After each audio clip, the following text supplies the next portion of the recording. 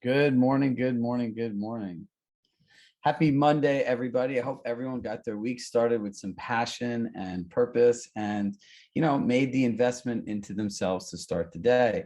So a very relevant conversation that I think is very timely for all of us to have is, what do we tell buyers about raising interest rate? Who's interested in talking about that today? All of us, right? So let me set a baseline for this. Let's make sure we're all on the same page. Do either one of us have control over what the interest rates are? No. Do either one of us have control over the adjustment that a seller decides to make or not make because of the market? No. Right? So I've gotten dozens, if not over 100 plus emails that say, what do I tell my buyer, or how do I get my buyer to? And that's where the challenge is. So the first thing you want to write down about talking to buyers and changing interest rates, right?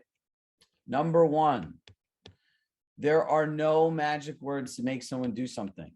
No magic words.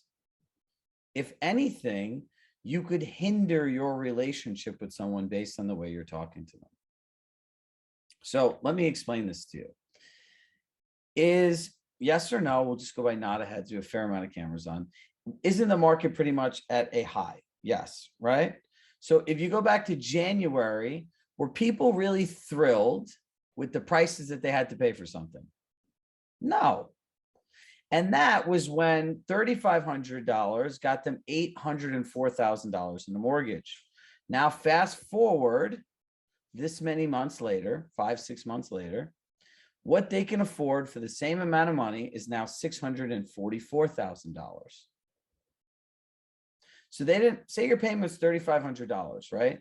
They were not happy with what they could get for $3,500 at $804,000. Now that same $3,500 gets them $644,000. Do you think anyone's going to be happy about this? No.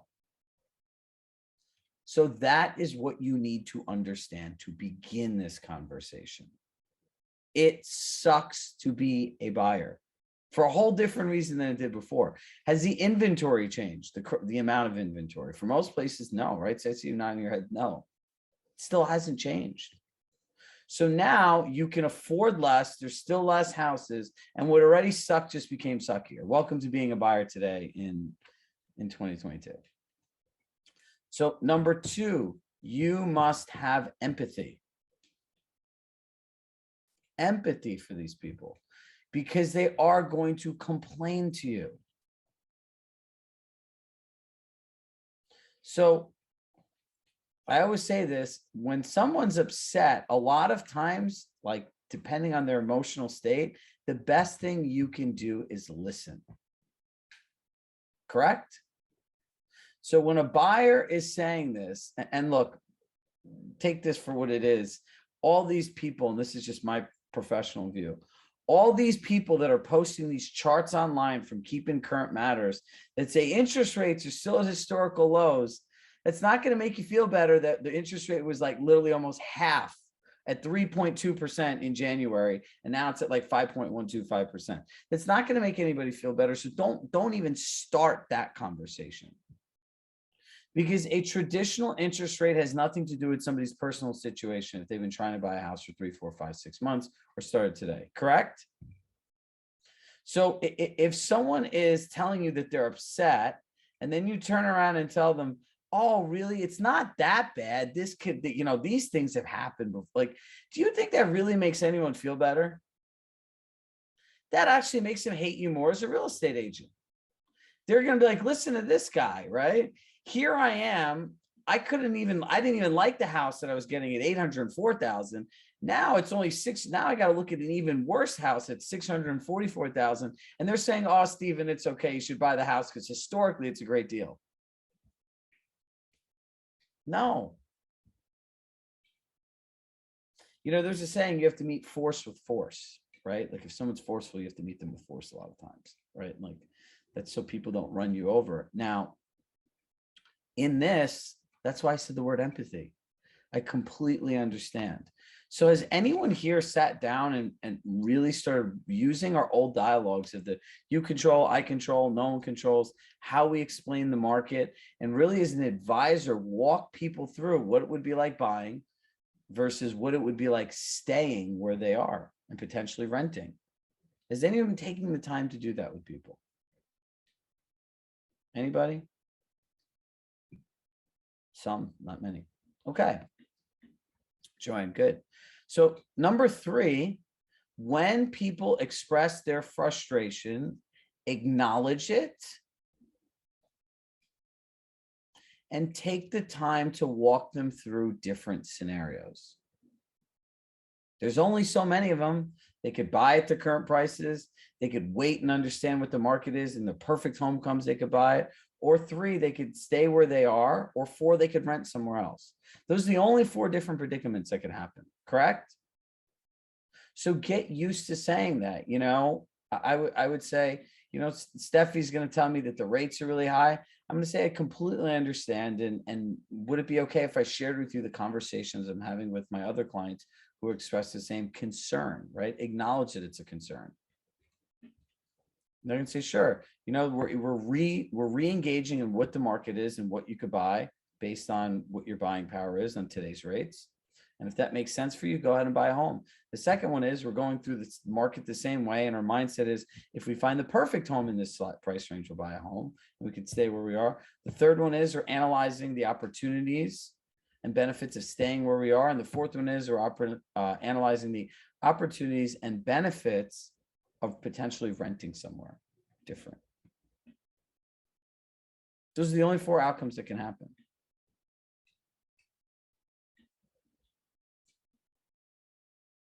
You don't know when the rates are going to change. What happens if they keep going up? So Joanne brings up a really good point. Should we tell them they could refinance the rate? If they can't refinance the rate and the whole time, who are they going to blame? You. But again, that doesn't really make somebody feel better, right? Oh, don't worry, like it'll come down. We could one day do it. But the wrapping your head around the idea that they didn't like the house at $800,000 and now it's a $650,000 house. Believe me, prices have not come down to match. The chief economist of NAR said inventory is going to go down, I think like 8 or 10%, and prices are still going to go up 9%. That is a very odd market. Yeah, so the 4 options are we're going to review the market based on your goals and your expectations. And you're going to understand what your new buying power is, and it's going to make sense, and you're going to purchase a home. The second one is we're going to review the market, and you're going to have a clear understanding with the market, what it takes to win a home. And when the perfect home comes, you'll purchase it. The third one is we're going to review what are the benefits of staying in your current situation. And the fourth, we're going to review the benefits of renting, maybe in a different location.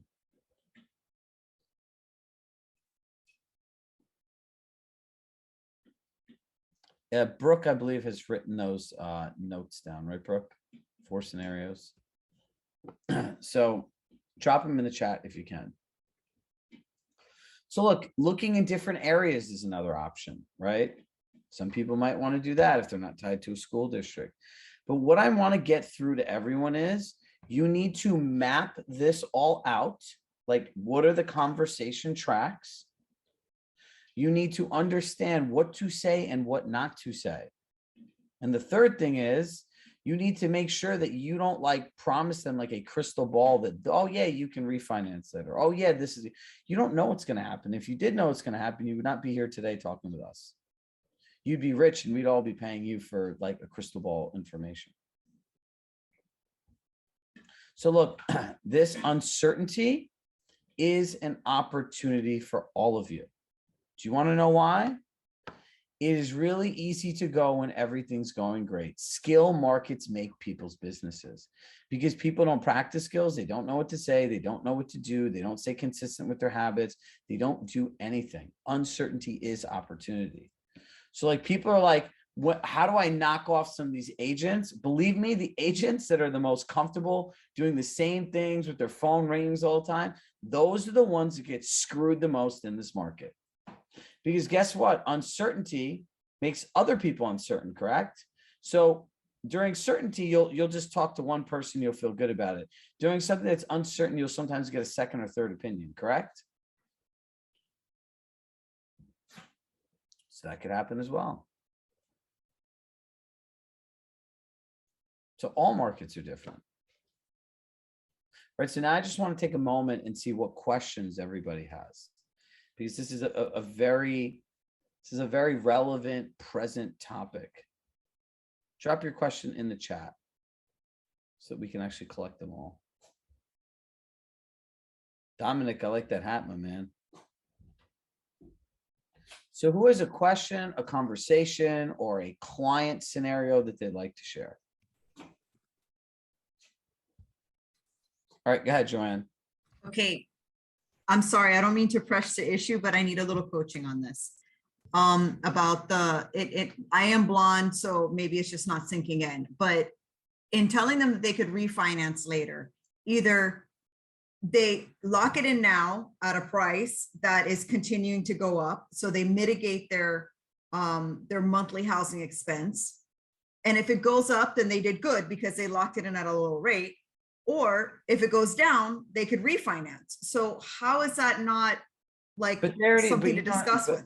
Because their lender probably told them that, and that's not really what a real estate agent, like, that's like common sense, right? If it goes up, it goes up. If it goes down, it goes down, right? But when you start saying, hey, if it refinances, if it goes down again, you can refinance, like, buyers today are a lot more savvy than people give them credit for, right?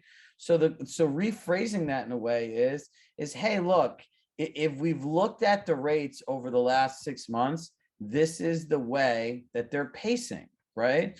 So there's no certainty whether they're going to go up or go down.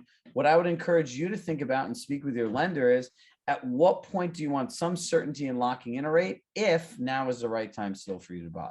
I would use the word if, because this way they don't feel like you're pushing them, right? Yeah. You remember, you got to be a great facilitator, right? And this is where you got to partner with a great lender, right? I would say talk to your lender about all these, and here's some great questions to ask. What have the rates changed over the last few months, right? What are the benefits of locking in now versus waiting later? What are the potential options if I feel the rate? Like, give them the questions and let them talk to the lender, right? Don't sit here and do all this stuff for them, because you got to remember, your viewpoint is your viewpoint as a realtor, right? If they talk to somebody else that's like professionally does that and they give them different advice that contradicts you, then you're going to look bad, right?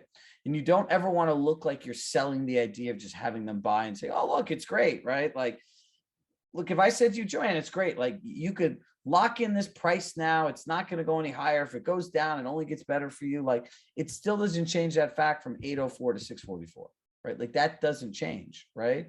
So re-engaging everyone in their motivations and goals at this point is a good idea to keep buyers with you, right? Because the last thing you want is buyers thinking that the agents don't care, right? And they think that you're just pushing them to buy a house still. It sucks to lose that much buying power. Look, I was fair in all transparency. I was in the market to buy a home. I'm not buying a house anymore. I refuse, with these interest rates and what the prices are, to pay the numbers that are here for the homes. I did not like the homes in the price point at what I was paying to begin with. And now that those same homes are the same prices, and now what I could afford for the same money is down almost 20%.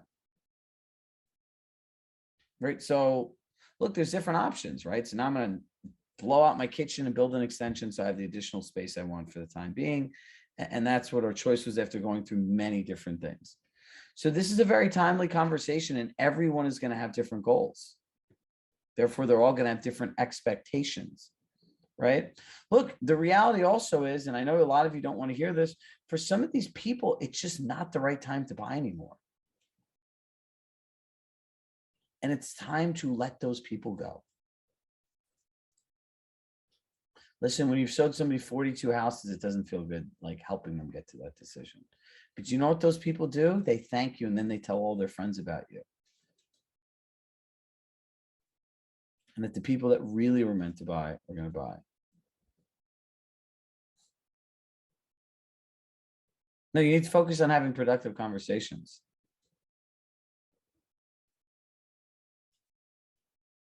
David, I'm going to unmute you here for a second. Okay, elaborate on the point that you're just sharing in the chat. Yeah, from my point of view, everybody, good morning. This is a really, really great chance for you to connect with your client that you might not have the chance to do if it wasn't such kind of a dire circumstance for him or her.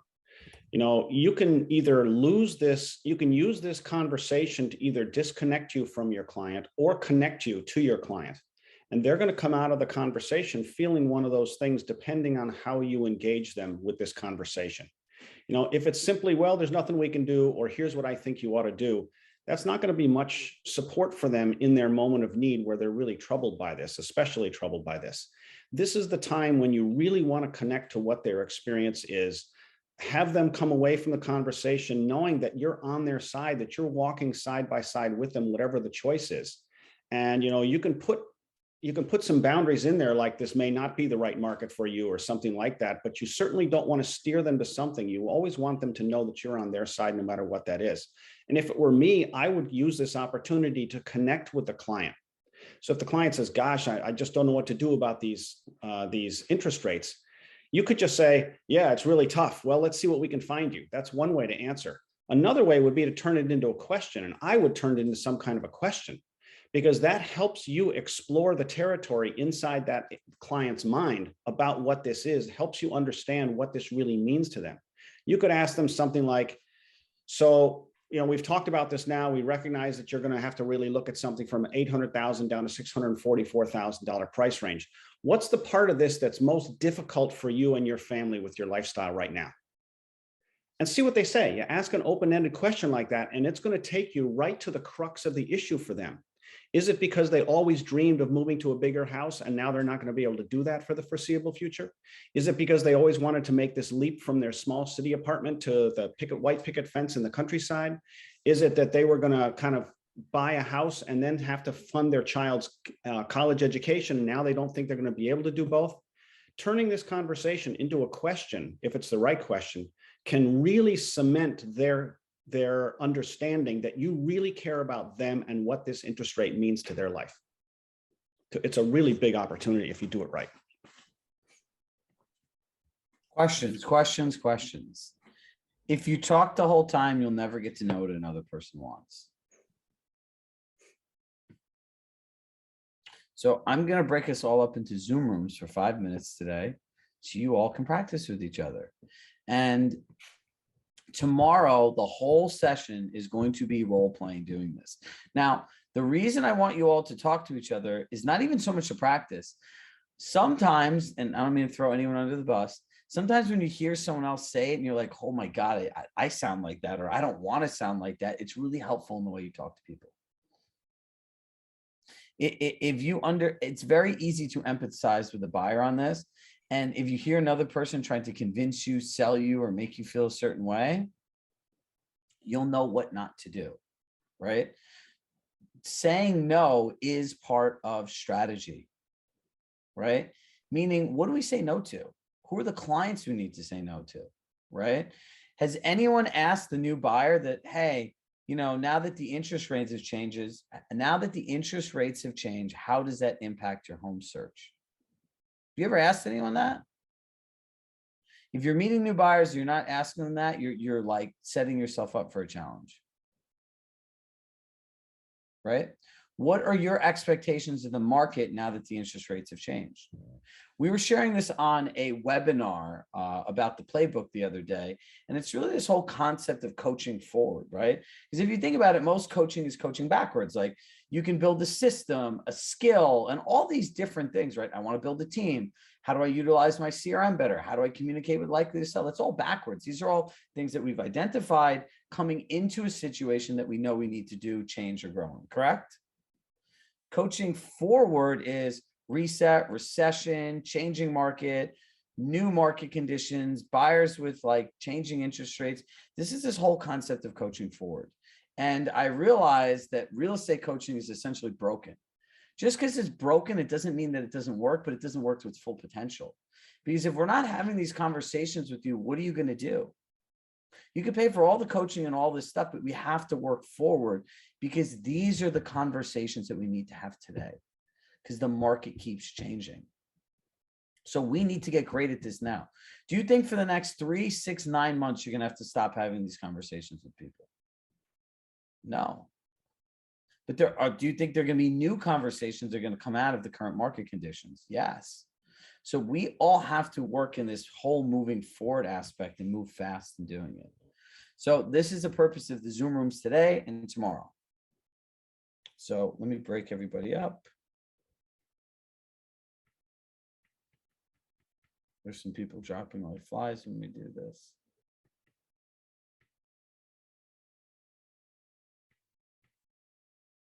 Wow.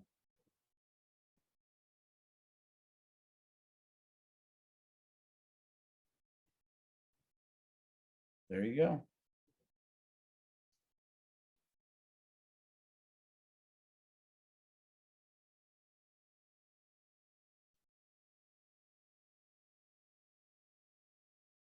All right, Brooke, let's make sure we assign anyone that's not assigned.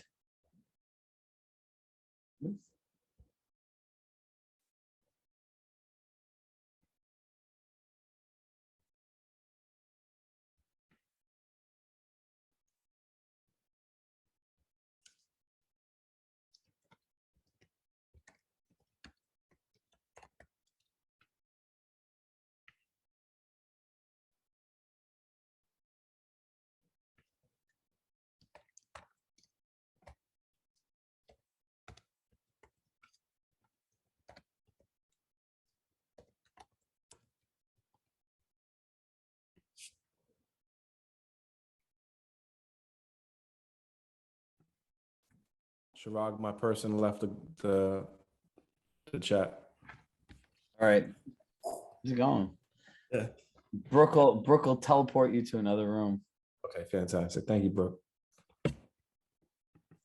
Elkin's coming fresh off a 8-minute a mile, a sub 9-minute mile half marathon. Congratulations. Joanne needs to be reassigned as well. I'm sorry, my internet went out and then now I just logged back on. That's all right. We'll stick you into a room. We're role playing the interest rate scenario. I didn't mean to leave my breakout room. No, they're done. Oh, well, where's everybody else then? They're coming back? They're coming back. It's been a crazy morning, I gotta tell you. I like So this group. we'll wait. I like to do the breakouts. It's nice. Yeah, I think it's helpful to apply to it with practice. Yeah. So we'll let everyone come spill back in here. And look, my message for everyone today is we all need to wrap our heads around what is going on. Oh, wait, here they all come.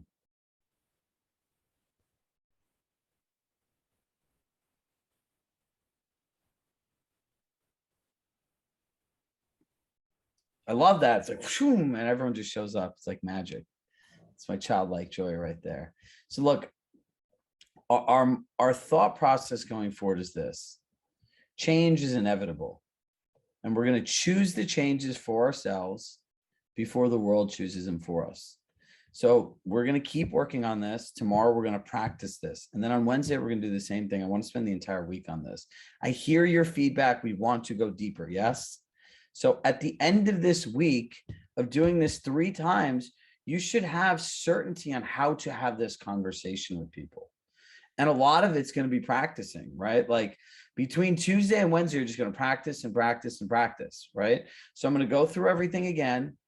We're going to practice. You're going to ask questions and we're going to practice. And we're going to do the same thing over and over again. So that by the time Wednesday is done, what success looks like is you can talk to anyone about this and feel good. Sound good, everybody? And then you can start stealing other people's clients because they're not doing the same thing.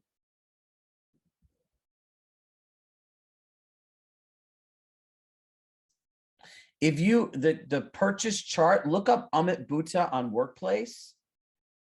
And he has, if you scroll down, he has something that he posted about this that you could just download or screenshot. And Rena, I'll role play this with somebody tomorrow to start off each session so you could kind of hear what it looks like. And then I'll break you guys all up. So I have no problem being on the hot seat. I enjoy it, actually. It's fun. So As always, I have with love in my heart. I love you all. I hope you guys have a great day, and we'll see you all tomorrow. Bye, everybody.